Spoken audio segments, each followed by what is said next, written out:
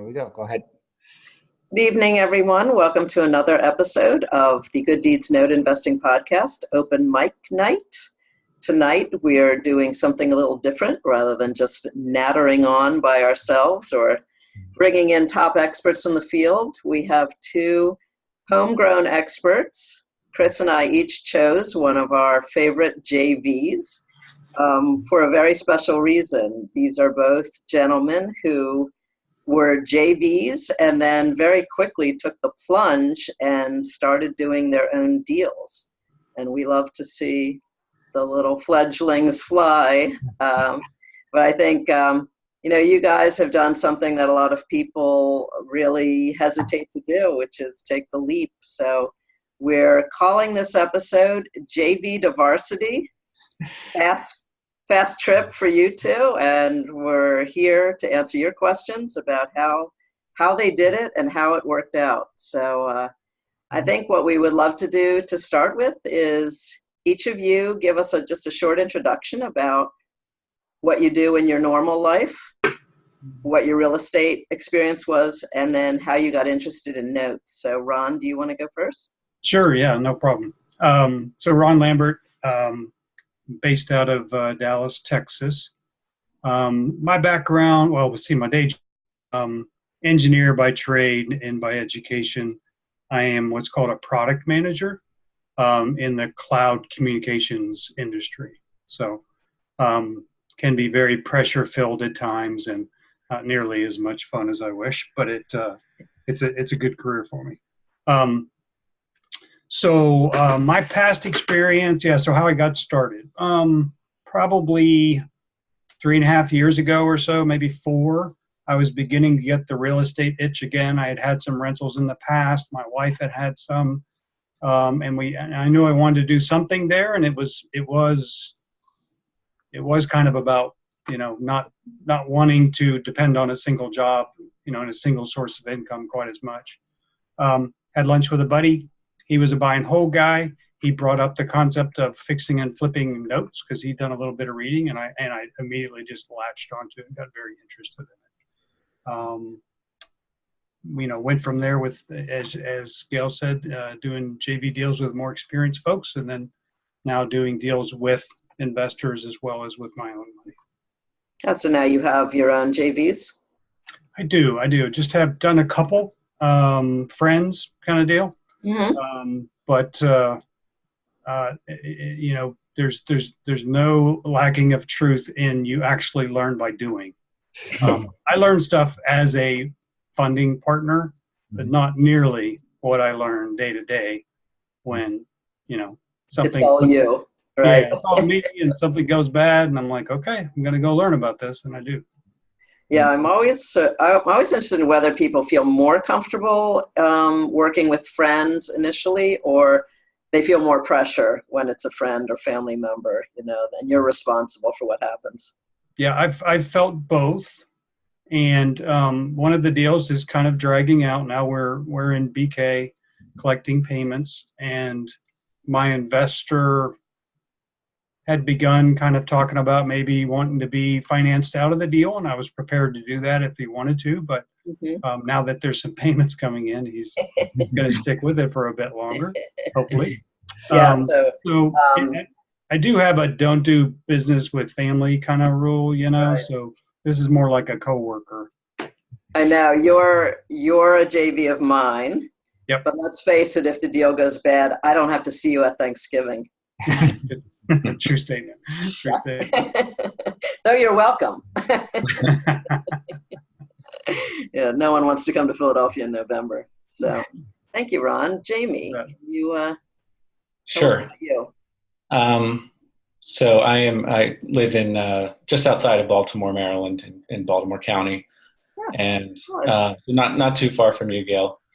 And as far as real estate background. Probably.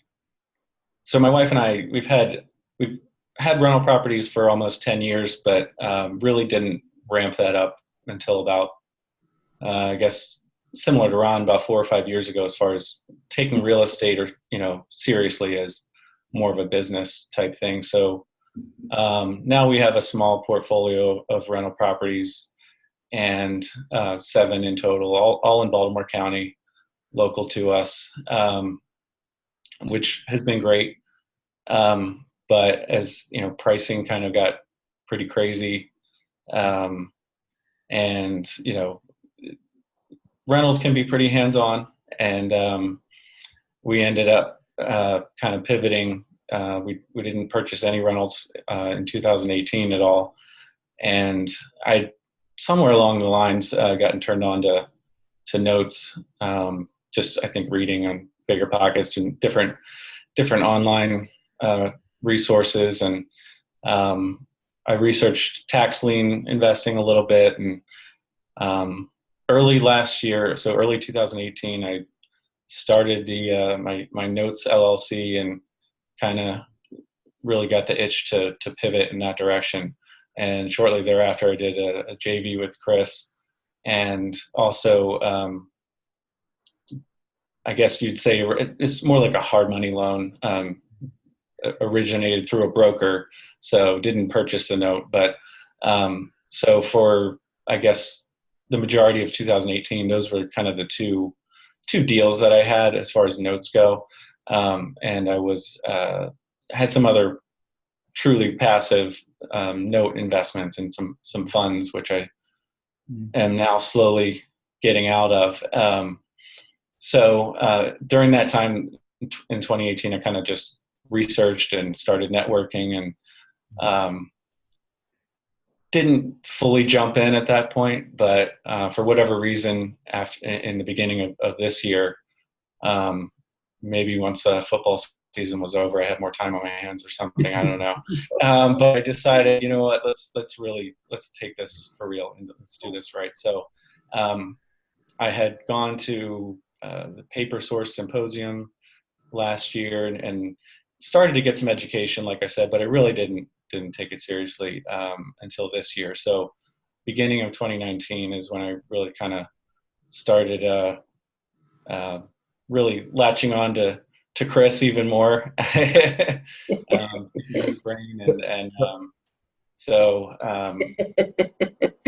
some more. I can see the finger marks on him. Yeah, exactly. Yeah, there was one point where I was like, am I asking too many questions? He's like, trust me, I'll let you know. Yeah, he's actually very patient about that. So, and at this point, have a small portfolio of notes, and actually just started, just did my first JV. So literally just sent the check to his IRA custodian a couple weeks ago. So, yeah, so that's where we are. And what do you do for a living, Jamie?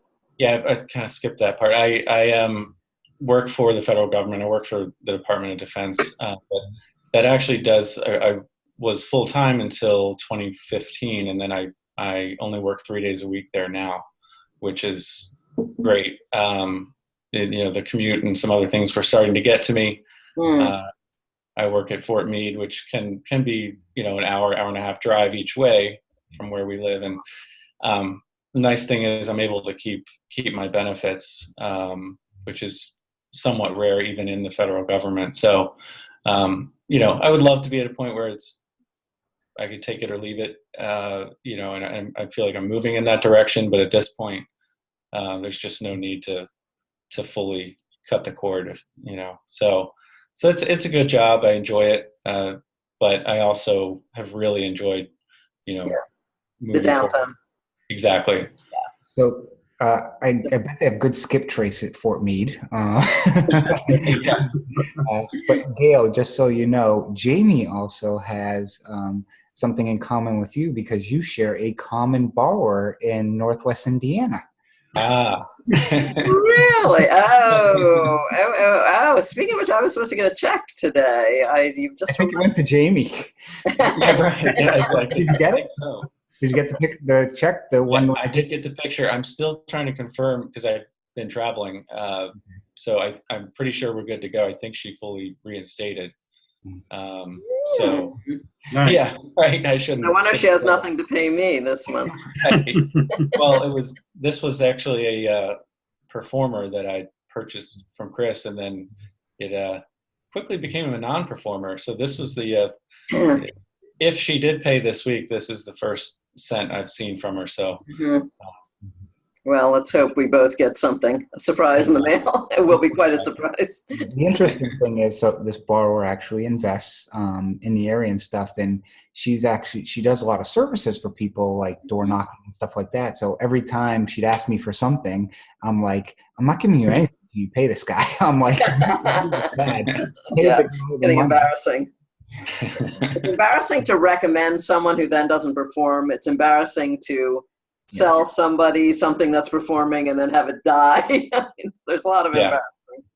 But one of the questions that, and I'll start with you, Ron, and then we'll go to Jamie, is, from when you've gone through, watching somebody as a JV to yourself, the first question, I'll start with is, starting off in the process, the bidding process. And, were you intimidated by that, or did you think, this isn't too bad? I'm curious what your thoughts were when you started, to buy a note on your own and bidding on things. I would love to ask an earlier question, if I could, Chris. Very linear this way. Like, you guys, when you were JVs, you were comfortably ensconced, watching someone else like do everything and figure it all out.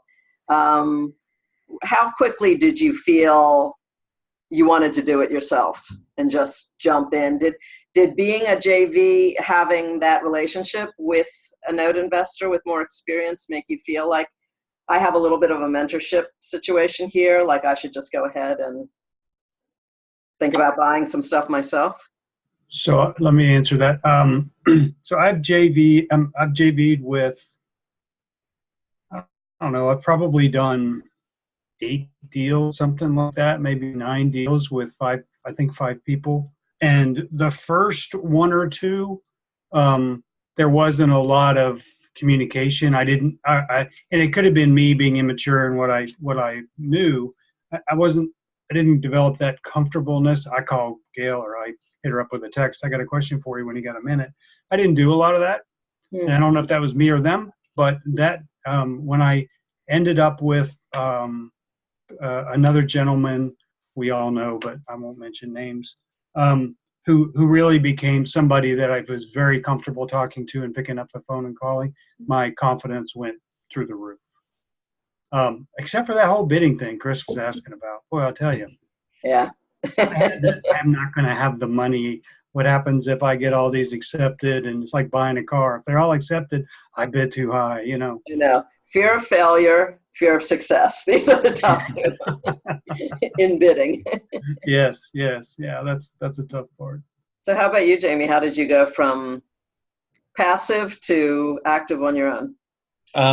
I do think at the time that I decided to JV, I knew I was going to take a more active role. So it did nothing but, Chris has talked about our deal previously, but so there have been some challenges for sure with that particular deal, but that did nothing to dissuade me from taking the leap. So it wasn't one of these things where, let's JV and see if I really want to do this. I had kind of already decided that it was something I wanted to do, but thought it prudent to not fully jump in. I think one of the investors I met out of Paper Source recommended, generally just doing some JVs, and hey, that's a good idea. So Chris was always actively answering questions on Bigger Pockets, and I felt comfortable with him, and so it really was kind of a decision I had already made, but it certainly helped solidify that decision. Go ahead. I was going to say, as far as bidding, yeah, it can be intimidating for sure. And I haven't it's not something where I'll bid on, 30 assets at a time. I've been pretty, onesie twosies about it, I guess. But I do definitely the first couple, it's like, I think the first one, it was like accepted immediately. And I'm like, oh, okay. I think I overshot that one, but but at the same time, it was a low level CFD, which made be redundant. But I at that point, I remember telling my wife, I don't really care if I overpaid a little bit for it. I just want to get the mechanics down and get the systems in place and get the feel for this. I probably did overpay for it a little bit, but that's okay. So since then, I've been a little more picky on the pricing itself and have definitely gotten a lot more rejections. Yeah. Had you calculated a yield? Like, how did you guys decide what was the right price to offer? So that is one of the things that's been, I guess, challenging, is figuring out how to do I mean, I know you did a whole podcast on the performing note ROI calculator. Essentially, that's what I have been using, is a version of a performing note ROI calculator, and kind of just going from there. So yes, I base my bids on a yield that I'm trying to get, but I have not used a crazy involved non-performing calculator, like I know Chris has, at least. So, trying to keep it simple, but also, be smart. So. Good point there. Keep it simple, because that's one of the things that I struggle with early on. I mean, I joke about my calculator because I built this, this tank of a calculator. And now I look at it and it's like, I can look at a list of CFDs and the price, and basically, because I've bid on so many times, the ballpark range to bid on something. And, I know a lot of people may knock the so-called stair-step method, but the reality of it is, you create your own method of, when you see a UPV and a P&I in this price range, it's going to be around a certain percentage, especially on CFDs, because, in the states that you're familiar with, because you know what the cost is to foreclose and everything else. So you've kind of got that track record. So. Yeah. So Ron, what was your first bidding process like? Well, I am no Excel whiz like Chris, but I do live in Excel all day at work. So I have a gnarly ROI calculator that I spent way too much time on for non-performing assets, all these different exit scenarios, blah, blah, blah. And I still use it, sort of. But for performing assets, I definitely have had my own light version of Chris's performing asset calculator. And I do look at yield. I check the number of payments and those kinds of things. I do not have enough experience with anything really, but even CFDs yet, to be comfortable in the way that Chris said. You've bought enough in this area. What the properties are like. You have a sense of what that percentage is going to be. I'm not there yet, so I'm still. I'm getting faster. I'm getting faster, especially with John Keith's stuff. You have to be fast with him. Yeah, to get my bids in. And I don't know, I've been reading a book recently, and it talked about sort of what makes the human being happy. And he had lots of different ideas, but one of them that really resonated with me was learning something and getting good at it. Like, taking something on and the satisfaction of honing your craft, if you will. What's the name of the book? I'm sorry? What's the name of the book? It's funny. It's it's not coming to me. I'll tell you when it comes to me. We'll put it in the show notes. Yeah, it's actually about it's about the world we live in, Chris, where you sit there and you're interrupted all day. And there's this constant stuff, and it's like deep. It'll come to me. So it was in that book. I continue. It seems like every day when I'm doing something, or especially when I'm looking at a tape, I find more things or I listen to a podcast, I find more things that I want to change in the way I do it, just kind of tweaking it and getting better and better at it. Definitely have I'm getting over that fear of not having the money. I feel like I know enough people now that if I really get caught in a corner with a group of good assets, it'll be okay. But that took a while. Yeah, actually, people are so hungry for notes right now. You could almost flip a note, if you. Yeah, we one of my.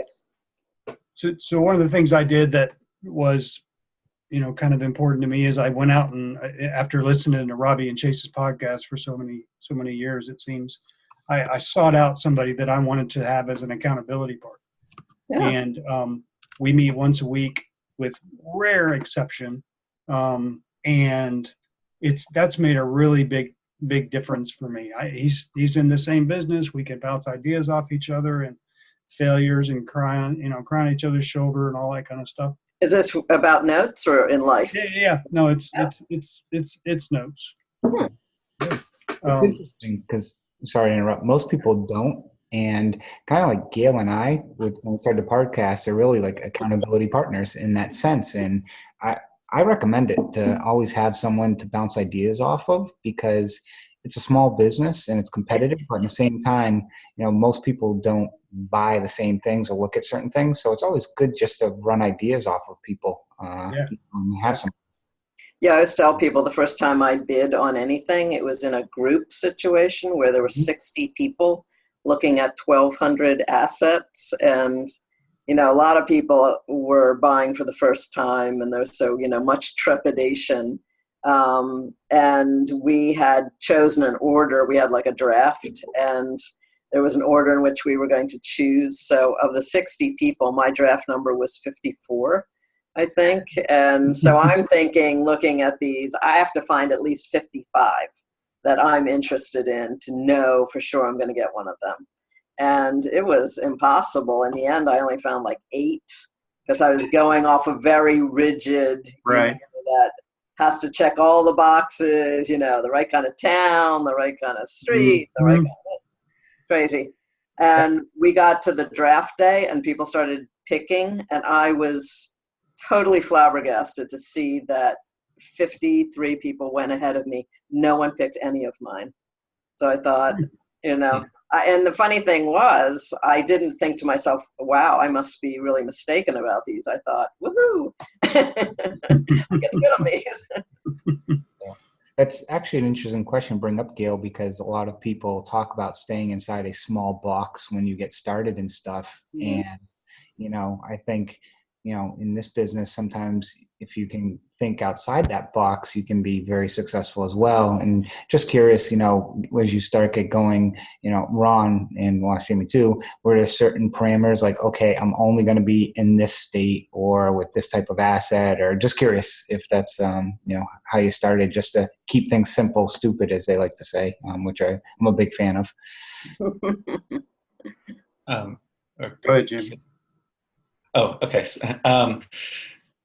I didn't set up rigid parameters as far as geography goes. And in fact, at this point, if I'm counting my JV deal and the sort of hard money loan, I have 8 notes in 8 different states. So I don't necessarily recommend that. But at this right now, I'm not looking in any other states. I definitely want to, you got your core 8, huh? Exactly. So yeah, I probably in hindsight would have kind of dialed down I would have probably kept it to 3 or 4 states in hindsight, but at this point it is what it is. So yeah, that's, as far as geography goes, that's how I would answer that question.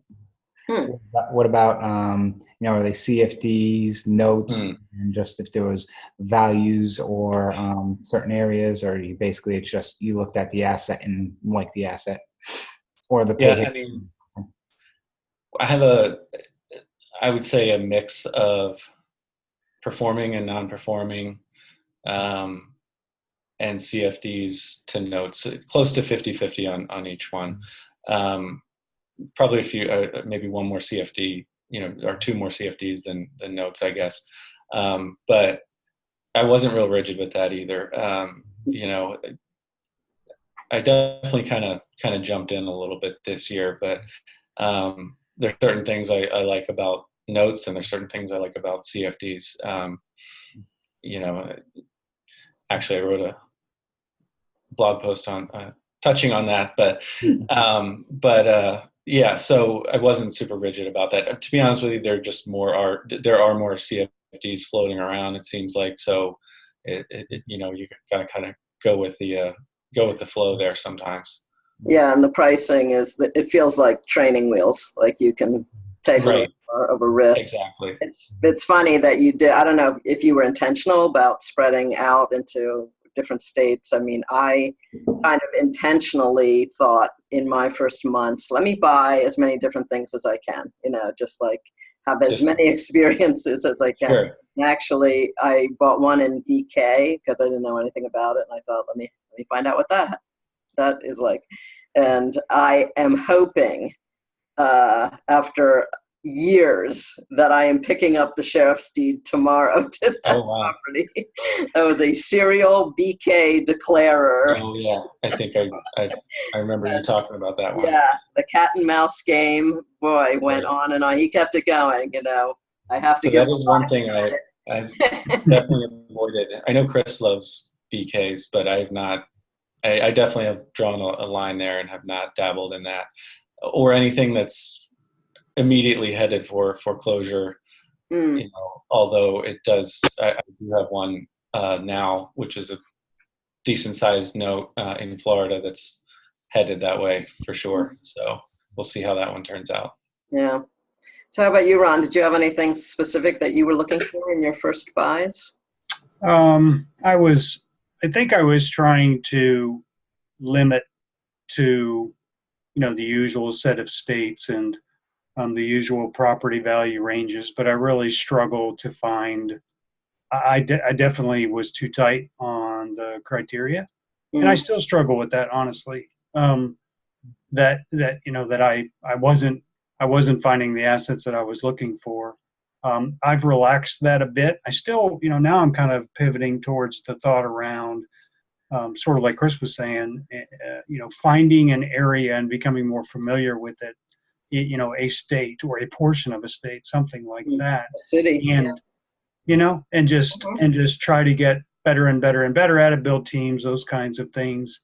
When I struggle to find assets, sometimes I find myself going, well, that state wouldn't be that bad. And that's probably not a good thought, but it's still a struggle. I actually missed out on some assets recently, and this was something my accountability partner, Ryan Cooper's his name, that I went to Ryan and said, because he ended up buying some stuff out of that, and I didn't, and I came to him and I said, I want to sit down, I want to go through this together, and I want to talk about kind of why you decided to buy it and talk about why I decided not to. It just felt like a good exercise, to kind of go through and go, yeah. And it really came down to, when it was all said and done, there wasn't a whole lot of difference. I was just being too picky. I was being too, Nat's ass picky and choosing not to take a little bit of a risk, and ended up with no assets. That's funny, because this one and I have, why did you buy or not buy conversations about mostly like me going like, what in the world were you thinking? Particularly when he hands them to me after he buys them. So do you ever feel like when you're struggling to make a decision, it's really fear and not really that you don't have the information that you need? Sure. Were you fearful at the beginning? Yeah. And I think I'm more fearful when it's somebody else's money, Definitely. I've been through a couple deals that didn't end that well. In one case, it ended okay. It was just an extremely low return, but the asset manager, the guy I was working with, he did the right thing and he took zero return, and I got what little there was.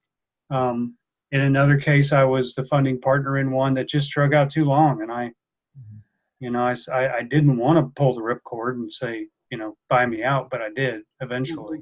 And again, I think it was handled the way you would want it to be handled. And that's who I am. I have ethics, and that kind of stuff matters. It's, it never gets easy.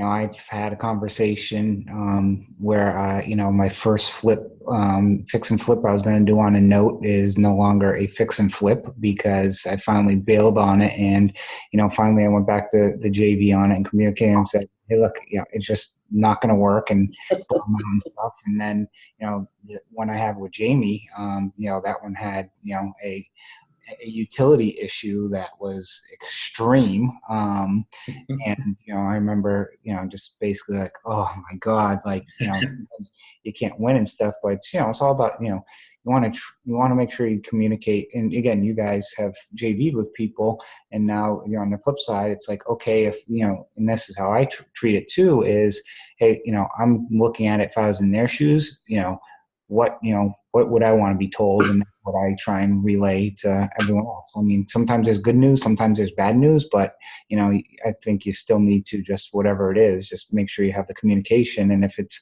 bad news, typically it's, you want to put a plan together of, okay, this is what happened, but this is what I'm going to do to try and fix it, because mitigate it, because a lot of times people in May, might, have some real, have real estate experience, but might not have this specific note experience. So. Right.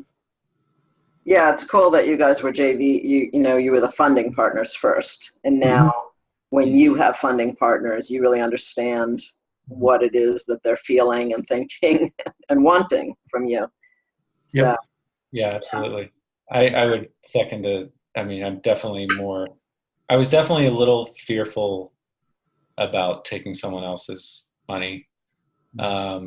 And I think in a good way. I mean, it's, I actually, that didn't actually, mine is with a relative, but I didn't actively seek that out necessarily. I knew I wanted to head in that direction, but my uncle actually kind of, I mean, it was mutual, but I think he presented the idea to me and wanted to be the funding partner, and he wants to learn some notes, learn about notes and be more of an active investor himself. So in a way that helped push me over that fear factor, I guess, and just move forward with my first JV deal. But I think a healthy amount of fear is a good thing. But I absolutely am less fearful with my own money than someone else's. Yes, let it roll. Those are the stages. I think people like, okay, if it's my IRA money, it's kind of like, I can't use it now anyway. So it's kind of like, lose it, no big deal. If it's like my cash, it's like, my spouse is probably going to kill me. Family member, it's like, oh my God, I can never go to, a holiday event again. And then again, I think is the top, of the list of, you treat it like it's your child, in the sense. Yeah. I know that's what I do. And, I look at it same way of, if, I want somebody, if I give them money, protecting it just like I'd protect theirs. So. Right. Well, the funny thing about family is, like, we're fearful about disappointing them, but on the other hand, they can be like upset that you're not including them, if they feel like there's something good going on, like, so yeah, it's a bit of a dilemma. So, would you guys like to, I just want to say something about family too. Like, you have an uncle who came to you. Yeah. My family still has not asked me to do anything for them, which I just find so funny. It's like, in our little world, I am respected, but they're not in this world. My daughter finally allowed me to buy her a tiny little CFD that has just 2 years left on it. It cost $2,800. And the gross ROI is 97%. I said, honey, I'm not ever going to find a better one for you. Right. This is not the norm. Really. I feel pretty confident they're not going to stop paying now. They've got 24 months left. And the house has a ton of equity in it, so it's a CFD. But tell us about, like, your biggest, scariest, or best note experience so far on your own. Like, what are the really memorable ones that you've had so far? You want to go first, Ron? Or Ron went away there for a second. Sorry. I talked about my my asset that's in the ditch in Ohio already. House of Tires.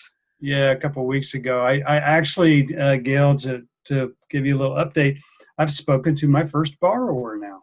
Oh my gosh. because I sent her paperwork and saying, you have to do this or this is going to happen. And she picked up the phone and called Wow.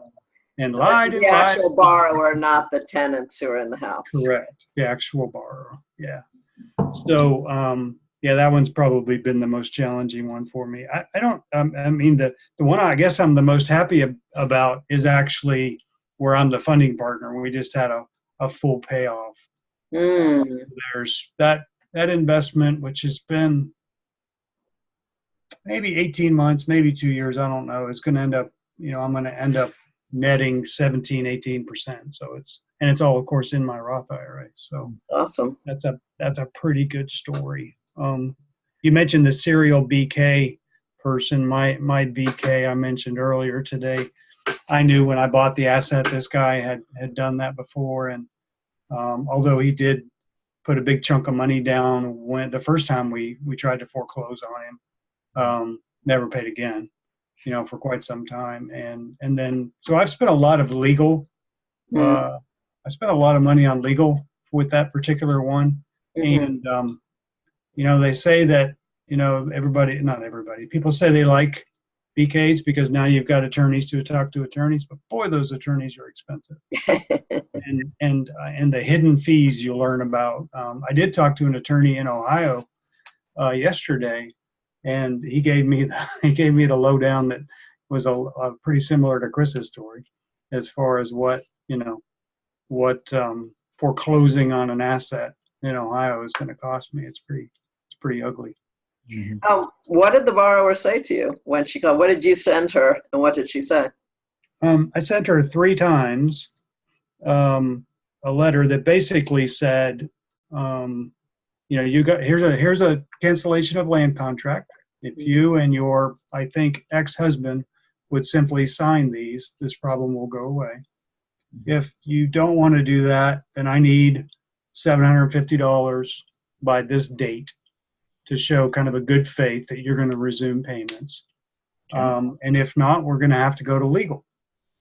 And so she called, and she's given us the same story that she's been given the servicer, that she's been making payments, and they're just not being credited to the account and all this kind of stuff, which is just not true. Had you received any payments of record from her? only one was submitted, and it didn't clear. Bounced. Yep. So, but she always says she's going to pay, and then asks a ton of questions, like she didn't even read what I sent her in the envelope. Like, how much do I owe, and what's my payment, all this kind of stuff. It just feels like noise rather than a productive conversation. So it's in her court now. I do have a demand letter being pulled together. We're going on vacation next week, so I'm just going to give her another week for free, and we'll see what it looks like when we get back. She'll probably be on vacation too, so. Probably so. Yeah, probably so. Spending that money. Oh, good Lord.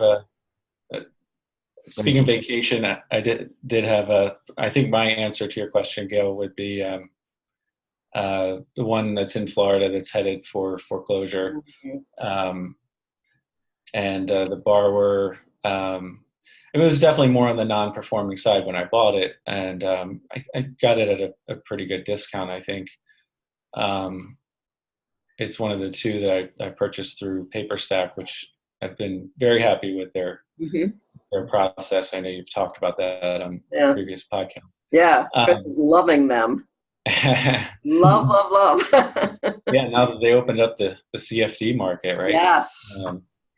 So this one is a note, but similar to what Ron just said, that she's made one payment that came back NSF. So that's it. And it's been, and not to mention they're on a 2-year loan mod, which was in place, when I purchased the note. But yeah, so a couple weeks ago, Madison was saying that she was looking at refinancing, and I'm sure you have heard this one before, probably on a different, on some of yours, but ROI wise, that would have been phenomenal. Right. But she was on her way to Maine and wouldn't have cell phone coverage the whole time she was there. And Another vacation.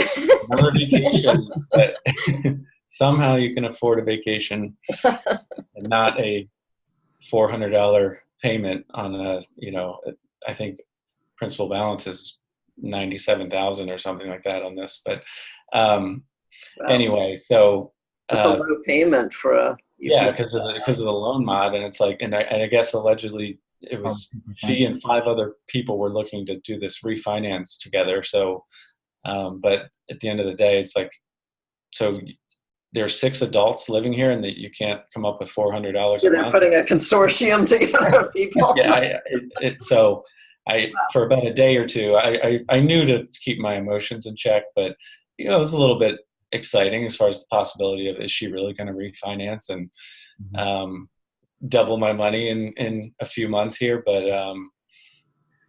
or probably more than that. But anyway, since she came back from Maine, she's gone dark, and so I finally I sent the collateral file down to Aaron Quinn, attorney in Florida, and we're proceeding with the foreclosure. So we'll see where it goes. But I kind of knew from the get-go that one looked a little ugly.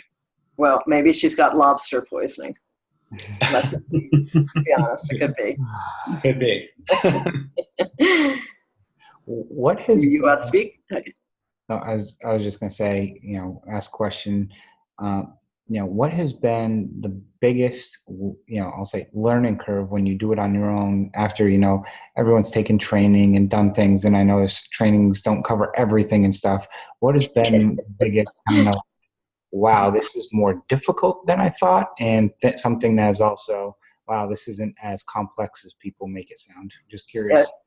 I feel like training gets you to the end of the diving board, and then you're kind of Right. It's all you. Do you want to take that, Ron? I'm thinking that's a really good question. I have a couple. I actually did write a couple things down. I kind of thought you might ask something along those lines, but so one of the things that was that has definitely been a surprise to me is how different each state really is. As far as, I knew there were differences. My wife and I each worked for 2 separate title companies years ago. I'm not completely unfamiliar with just what a title company is, or what title, what documents get recorded and that kind of thing. But especially when you throw CFDs into the mix, I wasn't totally familiar with land contracts and what kind of what gets recorded and particularly even within a state, I guess in St. Louis, the deed has to have certain things on on the front page, and without getting too much into the weeds, that definitely has been surprising. We've had 2. Again, I don't have a massive portfolio of notes yet, but 2 of them have been rejected, and I don't mean rejected and then resubmitted. I mean, oh no, you have to redo this entire document. And so I would say kind of the differences among states with as far as document recording and just the what's required, and then when we get into like registering as a foreign entity and that kind of thing, which I'm still kind of working through. That's been one big surprise. I knew they'd be there, but it's been more pronounced than I expected. Understanding CFDs, just really the difference between CFDs and notes. I get it, but you throw allonges in there, and it can be a little messy. And then another one was forced place insurance. It's not something I'd really dealt with before. With rentals, I have rental property insurance or landlord insurance, I guess. But I had never really kind of learned too much about forced place insurance. And then I guess the last thing I'll say is just joint ventures. I had never done a joint venture on either side of it with the rentals or anything else. So kind of the communication with that, and there's a lot to that. So as you Yeah. well know. So. Do you, would you mind sharing with us what states your holdings are in? Oh, sure. They are in, let's see if I can, so Florida, North Carolina, Maryland is the one with Chris, Mississippi, Missouri, sorry, I'm writing this down. Me too. Me too. Michigan, Indiana. Indiana, yes. And there's one more. I said North Carolina. Yeah, there's one more. Yeah, so those are reasonable places. I don't see any dangers there. For the most part, it's I have stayed out of Ohio. For the most part, these are pretty common states. I think. Question came through, and we'll ask Ron as well. Have you completed any deals on your own yet? And he asked the question, I think it's you and I, Gail, too, of what percentage of notes have you lost money on? And if there was a loss, what percentage of the investment was it? So, and we can hold that till the end as well. But I'm curious if you've closed out any deals yet. This is very personal, Alex. Alex. I have not, so I figure I can get that out of the way. And that was part of my fear with taking on a JV, to be honest. One of the things I really do like about notes is the plethora of exit strategies. I mean, there's not always 8 to 10 like might be promoted, but you normally have at least more than one exit strategy. So I like that, but I have not actually closed out a single deal. So I'm a newbie in that regard. So there's still hope. Right. Me too, as far as the assets that I'm managing. Haven't closed one out yet. The one that just entered and started making payments in BK, we were not expecting the courts to allow this gentleman to leave the mortgage in the bankruptcy. And we did a motion for relief, and it was granted, and then they pulled it back in. I had done some modeling, different exit scenarios, and this gentleman and I, my partner, we'd sat down at a restaurant and kind of walked through it all and talked about what could happen. And then, surprise, the judge had more mercy than we expected. Back to your other question. So the things that were maybe a bit more than I expected. You always hear that there's a lot to legal, but I was surprised how much there is to legal. And the steps and the publication and good gosh, the cost of the publication, that kind of stuff was surprising to me. And this gentleman, the serial BK guy, in effect, I paid for 2 foreclosures. Because the first one was a flat rate deal; it wasn't that expensive, and he met our demands of a significant one-time, well, shouldn't have been one-time, but significant payment to stop that, and then only to find later that we had to do it again, and then that all ended without me having a house. I just now have a borrower that's being cared for and watched by a trustee. So it's really expensive. Jamie mentioned the state differences, definitely that. Managing vendors, boy, you hear about that, and you hear about it from virtually everybody you talk about that's in any way in an education position, but that takes more of my time than I ever imagined. And some of it may be that I don't have a large enough book of business to develop relationships that allow me to place a call and work 6 assets instead of 1 asset, those kinds of things, the economies of scale. But that's a lot of work. There's definitely a lot of work. And you asked about states earlier. These are either states that I have assets in now, or I have had: Ohio, Missouri, Texas, Mississippi, Indiana, and Florida. So very simple. That's my 8th one. It came to me. Texas is the other state. Oh, Texas. Yeah. I have never bought in Texas. You've never bought in Texas, have you, Chris? No, I got an email, like I said the other day, from somebody with 2 performers in Texas that they wanted me to look at and stuff. But I haven't bought there yet, no. So, I had another question, and sorry, Gail, I'm asking all the questions. That's okay.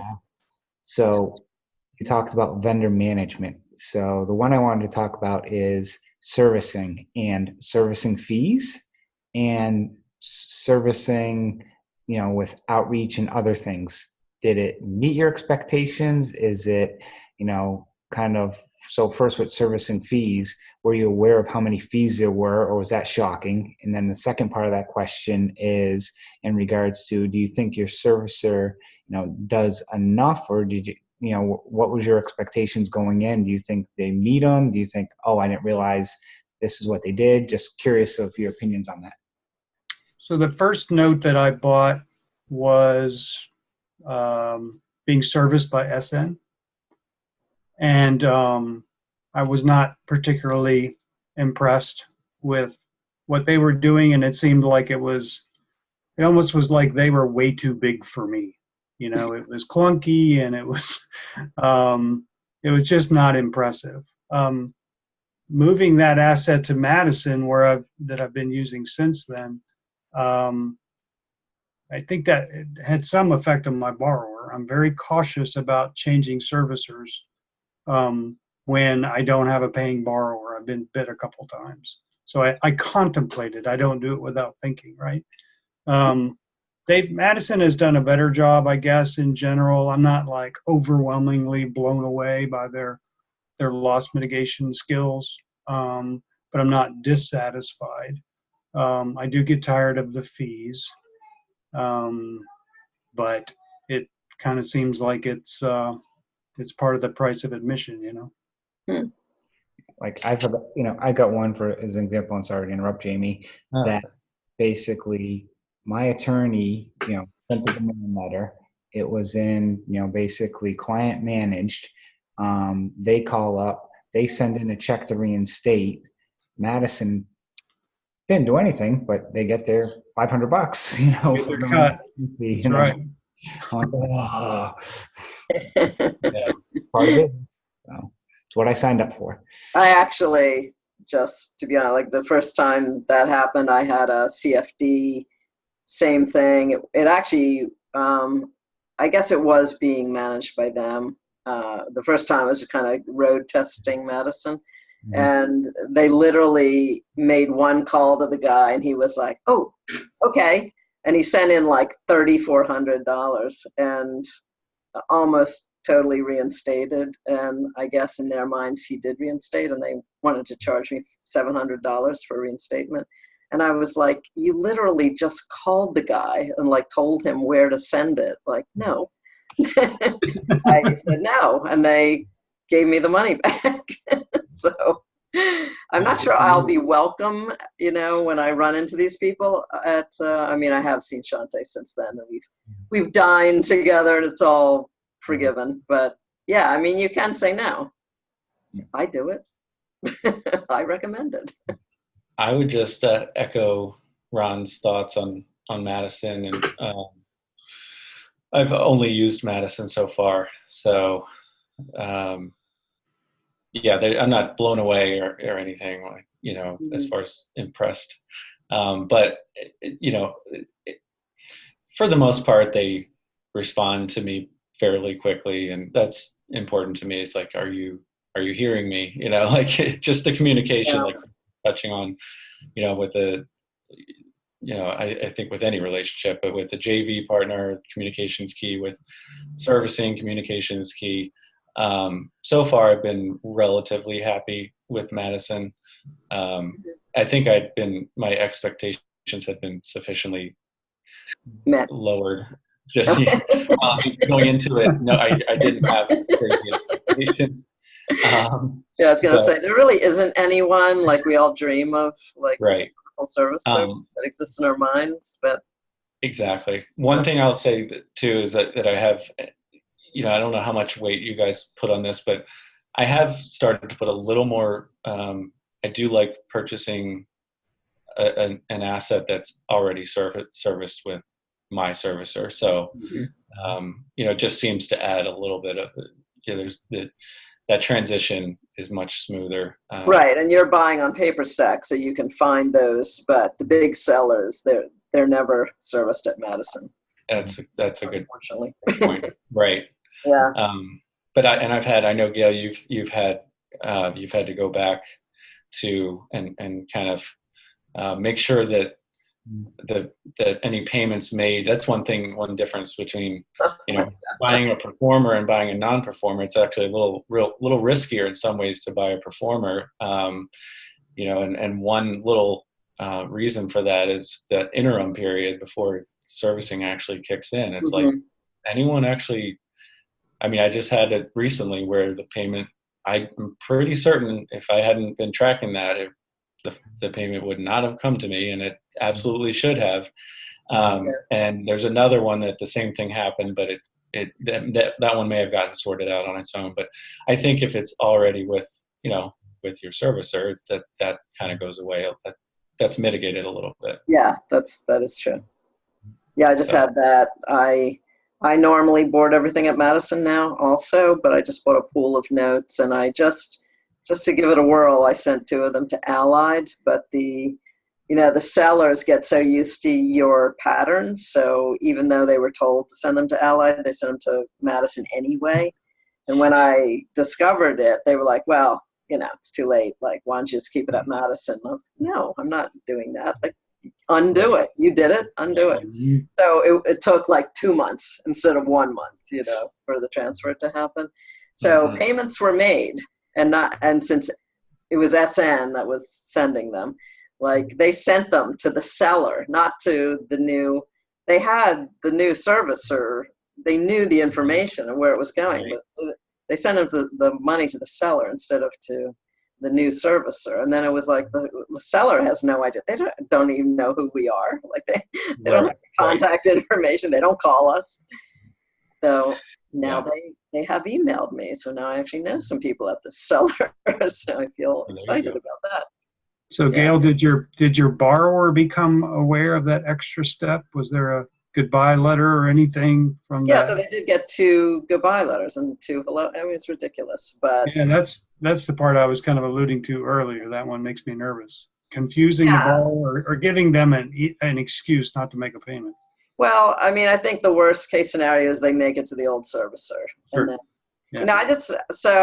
I have not had a mortgage for a long time, but I recently refinanced a line of credit that I had on my house, and I have a conventional mortgage. And like 2 months in, they sold it, and I got a goodbye letter and a hello letter, and I thought, wow, this is very confusing. It was extremely confusing because I had automated payments, and it was like some of the documents I got from them said I needed to change my automated payments. Others said, you don't have to do anything. It'll just happen. We'll it's like, wow. Oh my God. Like I suddenly had such what we Jews called rachmanus for what people go through because it was ridiculous. I'm also curious about the speed of how things move. And if you thought things would move faster or, you think things are moving at the speed you thought they would.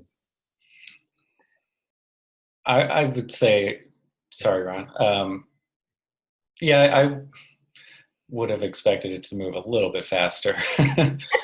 This is a turtle business, I'll tell you, and everyone has that. It's like you expect things to move so much faster, and even your attorney, it's like, come on already, like come on, Right.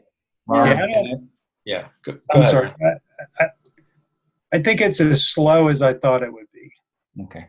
So that doesn't mean I don't wish it was faster, but I had heard enough along the way that it's like, watching paint dry, that kind of thing. And that's pretty much what it can be at times. Wow. So what was your scariest moment so far? Did you either of you have a moment where you're just like, oh my God, I don't know what I'm doing. This is terrifying. I had one. It was the time I bought a CFD and there was no land contract and nobody had it. And I was just like, oh my God. Like you bought something that was non-existent, basically. I mean, that was the fear. it was a CFD, so the house was deeded to me. But Gotcha. in that first 10 minutes where you don't know what to do, you've never seen this before, you're not even sure anyone else has. I mean, I asked people and we couldn't find anyone who had experienced it. And I had this feeling like, should I just throw this whole file in the trash? Like I just threw away money on, I can't get it back. And then, when the panic dies down, you sort of realize like, no, I own this house. Like I'm not in trouble. Right. Like whose problem is it really if I don't have a land contract? It's not mine. So then you're like, Right. oh, okay. Yeah. Yeah, I would say for me, if it's probably the same Florida deal. Seems like everything's going back to that deal.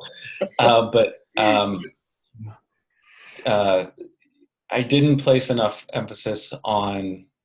So it's a regular note, and mortgage, and through our due diligence, everything is on the recording side was in order, but I did not catch that there was an Allonge assignment or I think depends on the terminology can vary there, but the original lender there's an Allonge in the file that is incorrect, right? And I think you've talked about this issue, Gail, but and now, of course, all the lenders along the way are out of business, and I did not place enough emphasis on that as far as if we have to go to foreclosure.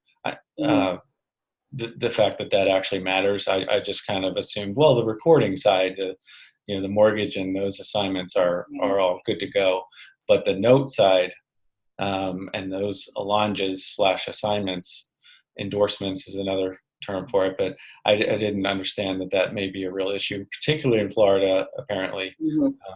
And so, so that was a moment, to answer your question more directly, that was a moment where I was like, oh boy, what did I do? But yeah, so are you getting it resolved?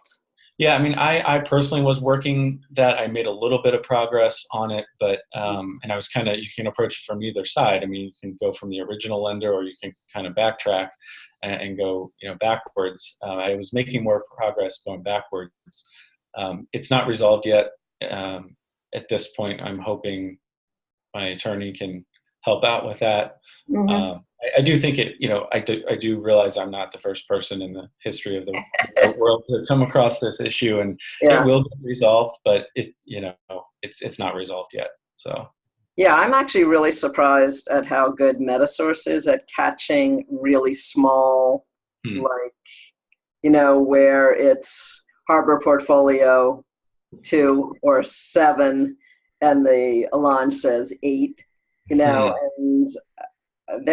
they've been wizards so far with me. I've only had it happen a couple of times, but they caught it right out of the gate. So it's good to know. I'm impressed. Yeah. So that, the attorney reviews we get, like in some ways, I think Metasource trumps them because they are really eagle-eyed and very detail-oriented, where I think a lot of attorneys kind of like get the big picture. They just want to make sure, like, generally it's all there. Sure. They don't. Yeah, go ahead. The thing with the attorneys too is you'll send them information and they don't ask for anything else a lot of times. And they'll be like, you'll send them this and like, they won't even ask you, well, who are you buying this from? And then they'll get like the O&E report, and you might be buying it from Harbor 5. And, right now you're actually, it's only, it's titled in Window Rock, and, they don't know who you're buying it from, and they don't even ask. So they may say, oh yeah, it looks clean and stuff, but all of a sudden it's missing, they're not meticulously matching it up. Yeah. And so things like, if you don't send them like the land contract or something, the attorney's just like, oh, I'm just looking at what you gave me. And that's one thing that I found early on frustrating is, and you have to be very meticulous and say, here's who I'm buying it from and stuff. But, that's one of my pet peeves. Yeah. Sorry. Well, supposedly, I mean, with a land contract, if the legal description, if there's even like a typo in it, you could potentially have a problem, with the deed. But I mean, I challenge anyone to show me who is so careful in their reading of these things that I am right now, Gail, going through a Scrivener's error where I've had to get yeah. 3 land contract deed holders to sign off on a document, basically correcting because they had the wrong legal description on it. I also, But I bet it's like the lot number or the block or something, right? It's not that there's a the missing. So no, it's like it's something. like, it's big. Like, Yeah, yeah. it's a bigger thing. Yeah. That's a big deal. A BFD, not a little tiny deal. I do have a note. Here's a better one, though. I have a note that the address was 503. Mm-hmm. The mortgage and the note are for 305. So when you look online, it's actually recorded at 305, even though it's for 503. Yeah. And the attorney, he said it's the right proper lot description, so you're fine. But, Yeah, I had an attorney tell me the same thing. As long as the parcel number is okay, you're okay. Like, okay. Oh.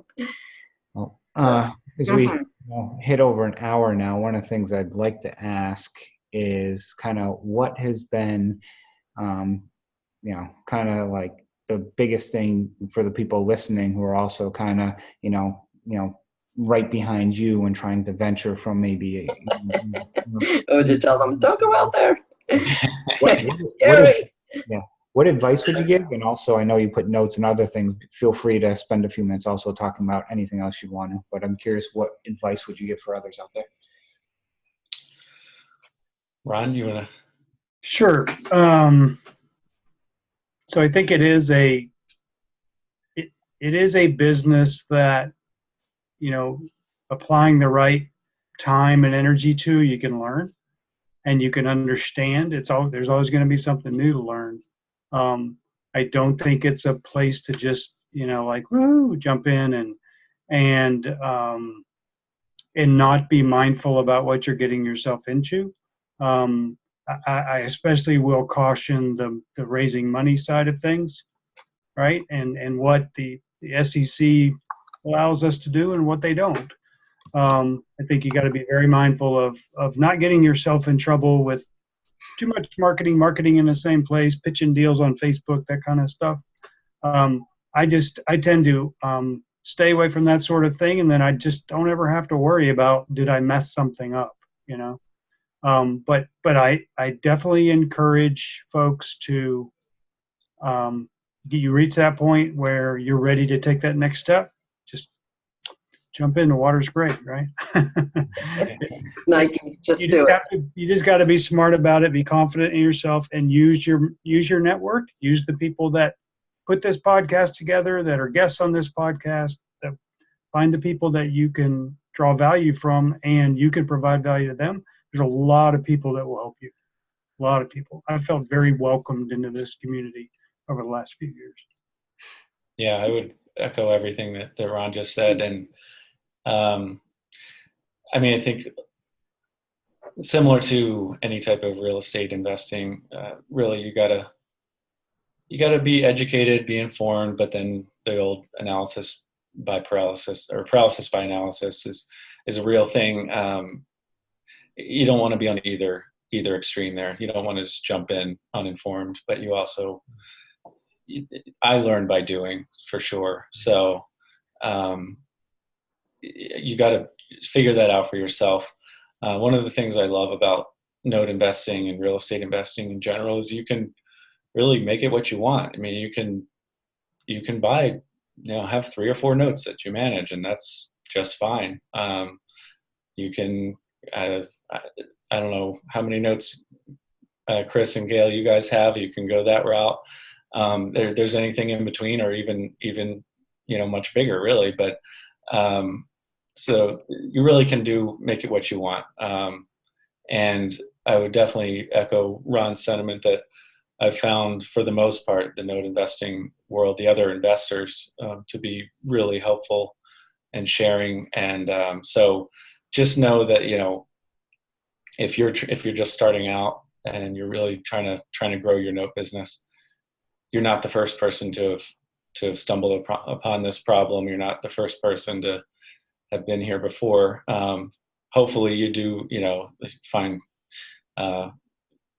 come across some unique scenario that you can share with the rest of us. But really, it's like someone's probably thought about this before. So to me, that's pretty comforting. It's not, I don't need to completely reinvent the wheel.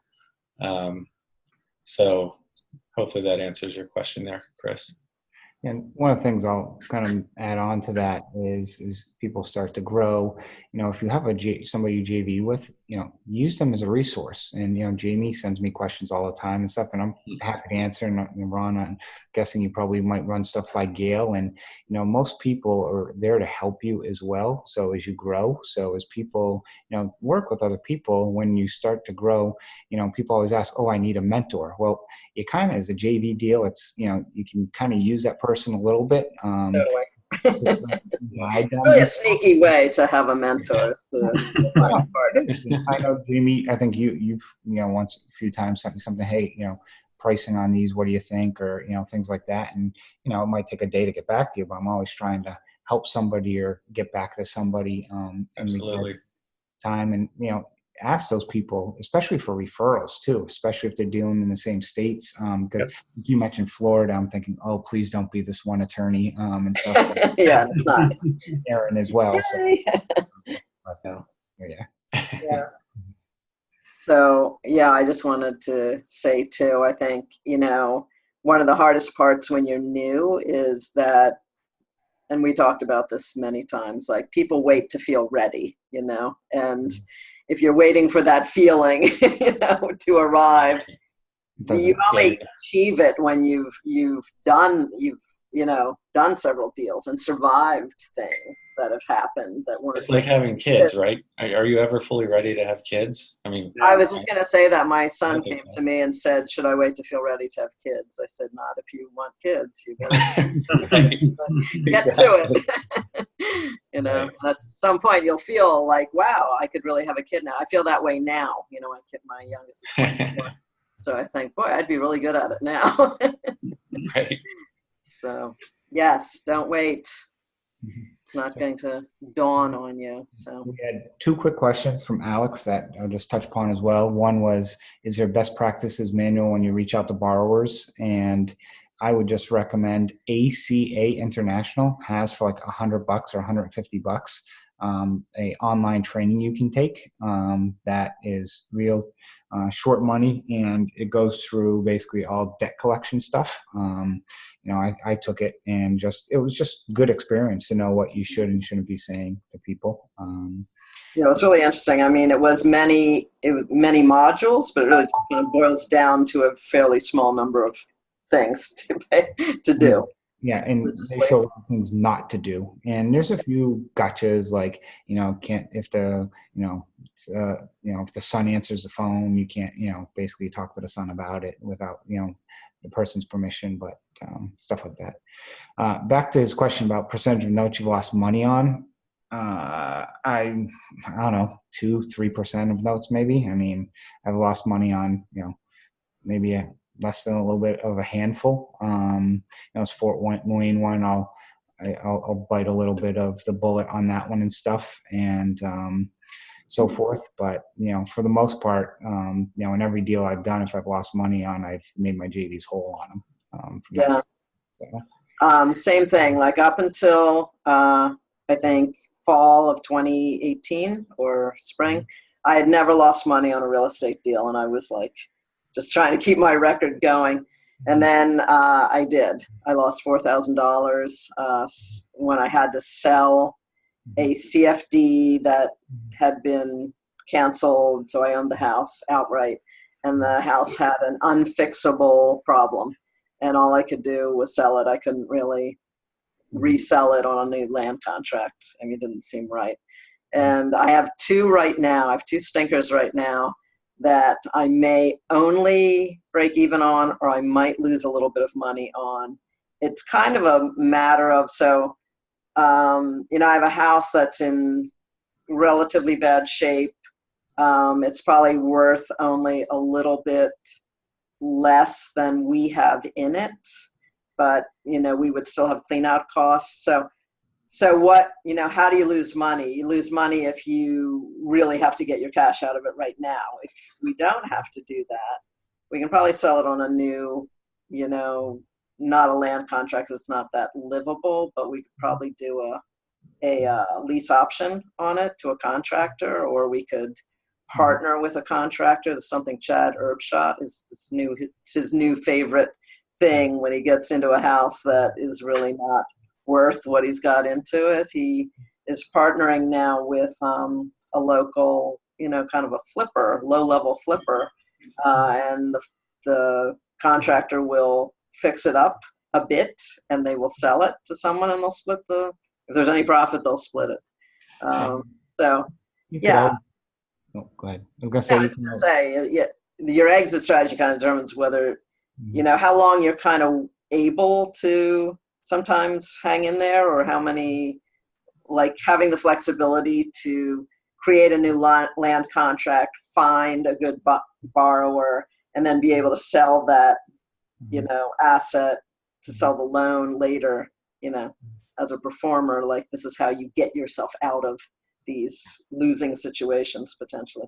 Yeah, the ones that I've lost on, basically they needed heavy rehabs, and I could have rehabbed them and then held them as a rental for a year and then flipped them and probably, would have made money at that point in time. But there's too much risk involved in that, and that's not my business plan. I'd rather, instead of doing that, if I'm going to lose $3,000, $4,000, $5,000 on a deal, I'd rather, bite the bullet and lose a few grand of my money than, put $30,000 on a renovation out there, rent it for a year, then trying to sell it. It's I look at the risk side of it, and that's, for me, that's what I don't mind. It's going to happen, so it's not like the first time you're like, oh my God, and stuff. But yeah, so I come from. But go ahead. I don't know if this is true for you guys, but there are common characteristics to the situations where. These three situations where I've definitely lost money on one. We don't know how it's going to go on the other. On two of the houses, there was a fatal flaw in the house that even the people I sent to look at it did not see, even though it was glaring. In one case, I think the guy who went to see it was nervous about the neighborhood and just kind of skipped around the outside and did not see a major issue. In another case, a guy went to look at a house for me, said, yeah, get it, based on the neighborhood. But he didn't say to me, I didn't get out of the car to look. And there's a massive foundation problem. Like, that's right. It's right there. If he had just walked halfway up the driveway, he would have seen it. So, and in the other case, it's a bad neighborhood. It's like a much worse neighborhood than we thought. And we had sent an inexperienced realtor who wasn't from that area to look at the house, like the condition of the house. And he didn't have the local knowledge to know that the neighborhood was as difficult as it is. So, if you think about those, like, I don't know how to be absolutely sure. Now I would know to really question someone who says, yeah, buy it. It's good. I would be like, did you really look? Did you go up to the door? Did you, visually inspect the entire outside?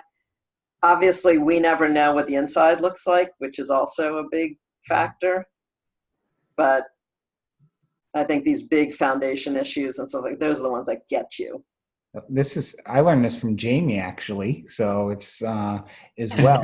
Jamie, why don't you tell people what you do instead of ordering and realtor go out? Who do you have go out looking at? Oh, for the inspections? Yeah. Gotcha. I want to say you guys briefly touched on this on a prior podcast, but I use, is it SPG now? I always switch the letters. So what's that? Safeguard? Safeguard, yes. So it's like I guess a subsidiary of Safeguard. But they've been great. As far as I'm concerned, as far as I've only used them for the exterior inspection, it's $50. And within, I'll say, I don't know, typically 2 to 3 days, I have a report back. And on a couple of deals, I skipped the BPO and I just did the exterior inspection. And I feel like in hindsight, that was the right move on those. So, I've been impressed for the amount of money. It's been good. Yeah. I thought it was genius in the sense because I'm like, a BPO is somebody driving by, taking pictures and, from the car and stuff, and they go back to the office and have a realtor run a CMA where, this is somebody getting out of the vehicle. It's like a 3 or 4 page report they provide you. They look at the roof, they look at the foundation, they walk around the house. Right. It's a thorough report. And Yeah, I'm just surprised they produce it that quickly. That would be what I would want. I had one where they weren't, I guess Stacy is her name, the point of contact there, but she, Anastasia Hannabrink. You got it. So she was not happy with the initial job that the inspector did. So it did take a few more days, but that's because she was insistent on quality. So yeah, I've been really happy with that. So have you been using them, Chris? I have not used them yet, actually. Okay. I've been using Sandpaper. And to be honest, since you kind of mentioned that, I really haven't had a lot of, acquisitions over the last, month and a half that required something that was like this, except for the assets that Gail and I recently took down, and there's really no home inspection required because the home's not even there. Because they are so terrible. So, but I sent Gail the photo of one of them. Actually, I joke because there's a picture of like 2 lawn chairs sitting in the front yard, like facing the house that was there, but the house is no longer there. The memories. We joke, and for people who are listening for like the first time and stuff, Gail and I, we bought a pool, and it included basically they're closing out the fund. So we were taking down 3 assets, and they threw in like 12 assets that they just need to get off their books. So, it's basically like, here, please take these and have them. We know you're buying 3, but just include these as well so we can get them off our books to close the fund. And that's some of the things. But yes, and for all the brave souls who've signed up to help us try to squeeze a little juice out of the other ones. We apologize for the time it's taking us to kind of get the Slack group together, but we're getting there. Good. So why don't we finish up? Ron, we'll start with you. Why don't you let people know if you have any final thoughts, and also how people can reach out and contact you, and go from there, and then we'll let Jamie. Sure. Well, I just encourage folks to stick with it. As I said, I have a busy job and I don't have as many hours. I have a young family as well, and don't have as many hours as I'd like sometimes. But I think it's a neat niche. It's a neat alternative investment, and I think there's success to be had there. You just got to stick with it and do the work, and learn from others. Ask around, look for people that have even just a little more experience than you do. Maybe they can help a little bit. As far as contacting me, iecventures.com is my company. I'll go ahead and give you my contact number, 512-670-8304, and email ron.lambert@iecventures.com. Great, thank you.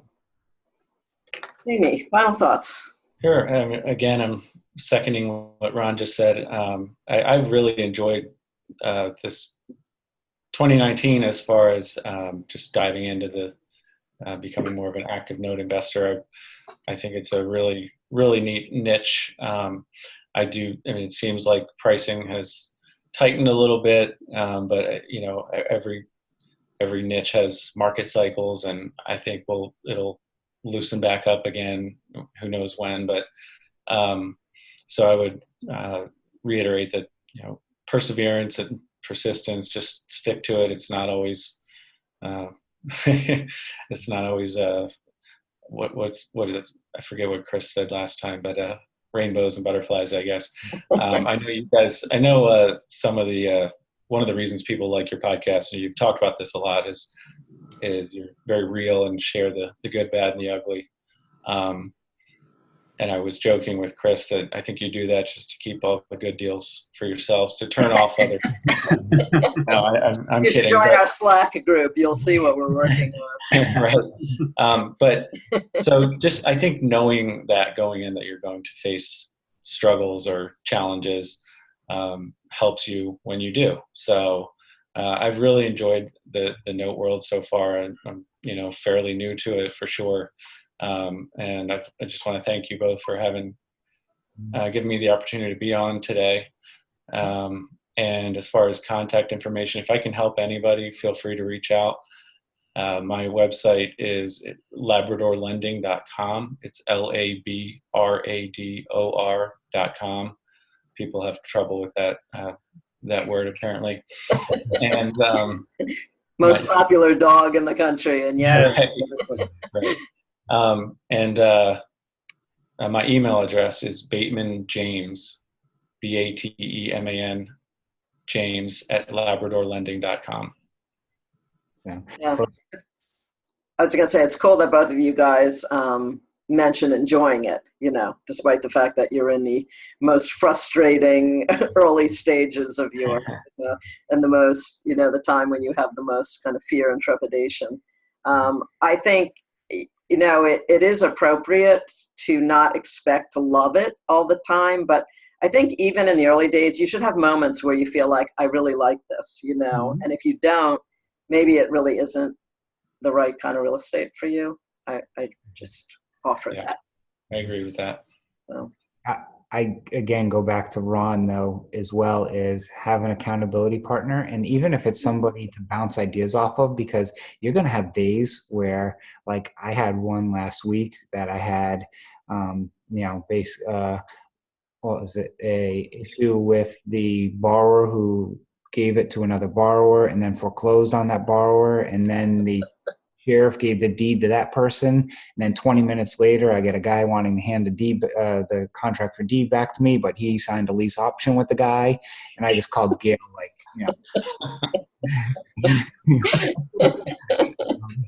but it's good to do that. But the other thing too is that I'll mention that sometimes, especially I am very high strung type A personality, and Gail is much more level, and sometimes and I'll be like, okay, what would you do in this situation? And it's just good to have somebody like that. And, find somebody, in a group, or, just as you start reaching out to more people, that's one thing I recommend to people as well, is as you're getting going, reach out to other people and just spend, I started out, I reached out to Wayne Snell and Adam Adams, and Adam was very helpful. Wayne was as well. And, they gave me some advice and tips, and then it's kind of just reach out to people. And even if you make one phone call a week to somebody and that's buying and stuff, you'll end up learning a lot as well. Yeah. I also rewrite all of Chris's stuff, and he checks my math. So it's a very symbiotic and helpful relationships, and very supportive. I can't write. I really can't, but you're a whiz at everything else. You just pretend to be bad at it, so I get to be good, the best one. I went to the college I went to because I did not have to take English in college. So the only reason I went there. So, or my college made fun of your college. Again, thank you both for joining us, and actually, coming on and sharing your stories, because I know some people, sometimes a little more timid and stuff. So I do want to thank you, because I think a lot of people can take this and add value to their businesses, and also realize, again, it's actually Gail's term, rainbows and butterflies, whatever it is. But unicorns. It's not all that, and there's going to be struggles at times and stuff, and don't think it's not normal. You're always going to have those struggles, no matter you've been doing this 6 months or 6 years. So thank you for that. And Gail, do you have any final thoughts? No, thanks, gentlemen. I think you will inspire many people to take a chance, hopefully. So good night, everyone. Thank you for joining us. Do you want to give any of the usual, give us reviews, sign up at the site? I feel like all we do is badger people.